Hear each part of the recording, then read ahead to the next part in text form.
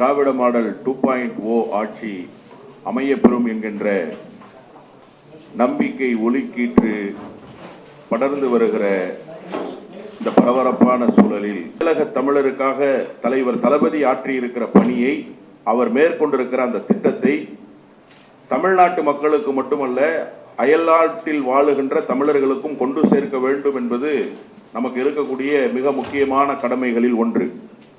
17 ஆண்டுகளாக வெளிநாட்டில் தொழில் செய்து வருபவன், அங்கும் இங்குமாக வாழ்க்கை சக்கரத்தை உருட்டி கொண்டிருப்பவன் என்கிற அடிப்படையில் பல்வேறு பொதுநல அமைப்புகளோடு நான் இயங்கி இருக்கிறேன்.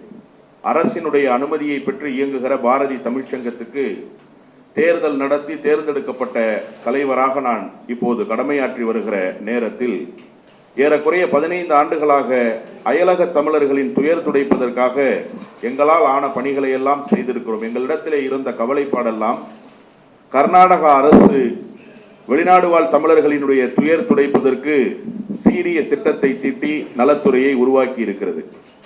கேரள அரசு நோர்கா என்கிற பெயரால் வெகு நாட்களாக அங்கே ஒரு கட்டமைப்பை உருவாக்கி அயல்நாட்டு தமிழர்களினுடைய துயர் துடைப்பதற்கு அவர்கள் வழிவகை செய்திருக்கிறார்கள். ஆனால் இதுவரை தமிழ்நாட்டிலிருந்து அயலக தமிழர்களினுடைய துயர் துடைப்பதற்கு, கடல் கடந்து வாழ்கிற தமிழர்களினுடைய கண்ணீரை துடைப்பதற்கு ஒரு கட்டமைப்பு இல்லை என்கிற கவலைப்பாடு எல்லோரிடத்திலும் இருந்தது.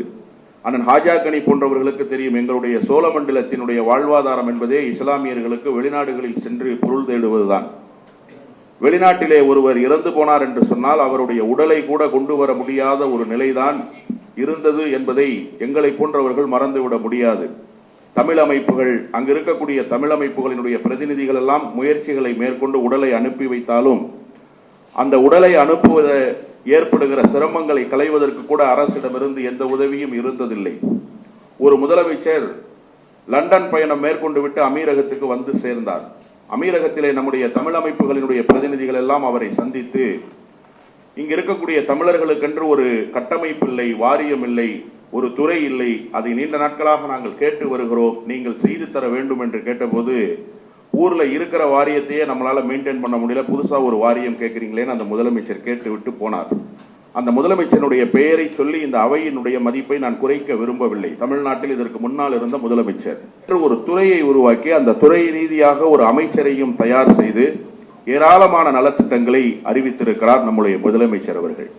இன்றைக்கு காலை அண்ணன் இசாக் அவர்களிடம் நான் பேசுகிற போது அவர் ஒரு முக்கியமான செய்தியை சொன்னார். இந்த நூலினுடைய பிரதியை வாட்ஸ்அப்பிலே அனுப்பி வைத்தார். நூல் கிடைப்பதற்கு முன்பாக இதை நீங்கள் பயன்படுத்திக் கொள்ளுங்கள், இதில் கிடைத்திருக்கிற தகவல்களை வைத்து நீங்கள் அன்றைய நிகழ்வில் உரையாற்றுவதற்கு உங்களுக்கு வாய்ப்பாக அமையும் என்று சொன்னார்.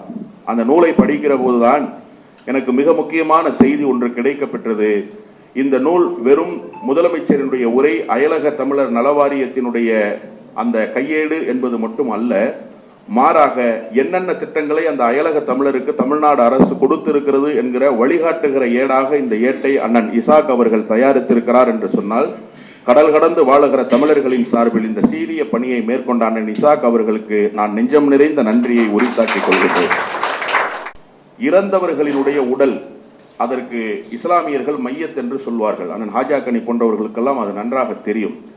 அந்த மையத்து வந்து சேருவதற்கு எவ்வளவு சிரமங்கள் இருந்தது என்பதை வெளிநாட்டில் தொடர்ச்சியாக வசித்து வருகிற, பணியாற்றி வருகிற எங்களை போன்றவர்கள் நன்கு அறிந்து வைத்திருக்கிறோம்.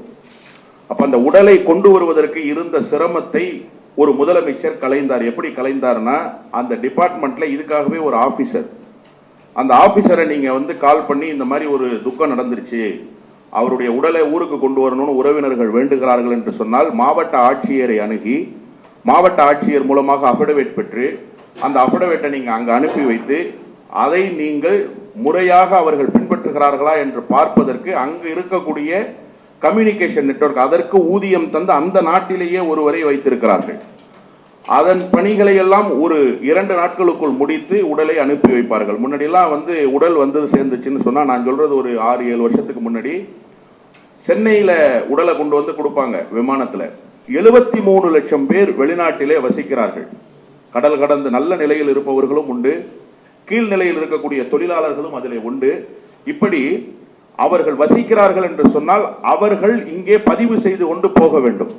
அவர்கள் பதிவு செய்து கொண்டு போனால் அவர்கள் இறக்க நேரிட்டாலோ அல்லது அவர்களுக்கு ஏதேனும் உடல் ரீதியாக பாதிப்பு ஏற்பட்டாலோ அதை சரி செய்வதற்கு காப்பீட்டு திட்டத்தை தமிழ்நாடு முதலமைச்சர் அறிவித்திருக்கிறார். ஆனால் வருத்தத்துக்குரிய உண்மை என்ன தெரியுமா தோழர்களே, 70 லட்சத்துக்கும் அதிகமான தமிழர்கள் வசிக்கிறோம். இதுவரை பதிவு செய்த தமிழர்களுடைய எண்ணிக்கை சில ஆயிரத்தை இன்னும் தாண்டவில்லை.